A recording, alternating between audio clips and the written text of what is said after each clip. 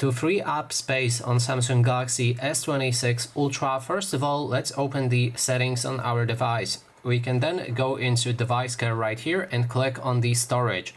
That way you'll be able to first check which things take most of your space. So for example, here we have videos that take 224 megabytes from my phone.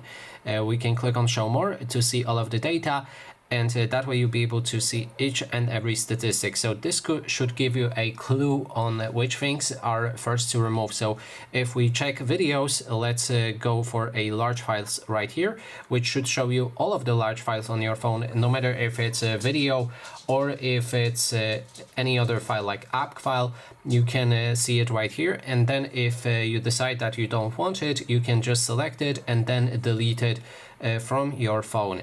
When it's deleted, you can navigate into the trash, and here make sure that everything is cleaned up. So we can go into My Files, then select those files and delete them all permanently.